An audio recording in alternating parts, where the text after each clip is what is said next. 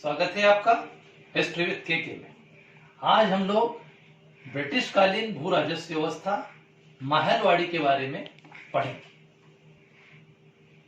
महलवाड़ी व्यवस्था 1765 में अंग्रेजों को बंगाल में मालगुजारी का अधिकार प्राप्त हो गया और इसके बाद उन्होंने उनके अधीन क्षेत्रों में लगान इकट्ठा करने के लिए नई नई व्यवस्थाएं लाए, जिनमें ठेका प्रणाली, स्थायी बंदोबस्त व्यवस्था, रैयतवाड़ी व्यवस्था और महलवाड़ी व्यवस्था थी। आज हम महलवाड़ी व्यवस्था के बारे में पढ़ेंगे। क्या थी महलवाड़ी व्यवस्था? यह लगान वसूल करने की एक प्रणाली थी। इसमें क्या करते थे, गांव को एक क्षेत्र या महल मान लेते थे और महल मान करके उसका लगान निश्चित कर देते थे। गांव का प्रत्येक किसान लगान देने के लिए व्यक्तिगत रूप से उत्तरदायी था और लगान देने के लिए गांव के मुखिया से समझौता किया जाता था। गांव का मुखिया सारे गांव की तरफ से लगान इकट्ठा करके और सरकारी खजाने में उसे जमा करता था। मतलब मुखिया की जवाबदारी थी लगान इकट्ठा करके जमा करने की। इसके बदले में उसको कुछ अधिकार प्राप्त थे। अब इस व्यवस्था का जनक कौन था?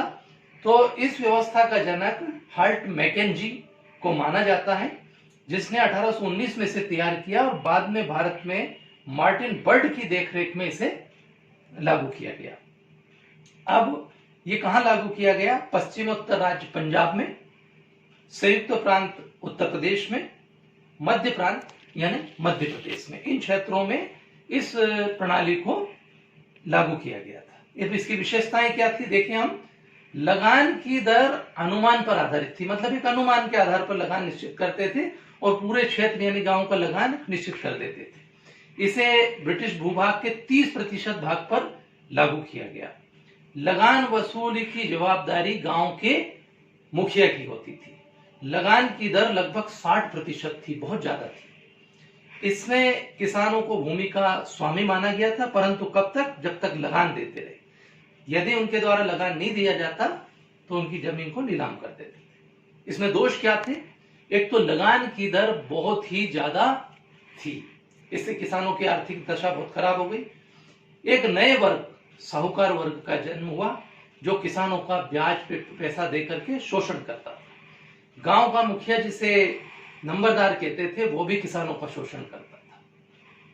खेती की इससे बहुत ज्यादा दुर्दशा हुई। Thank you very much.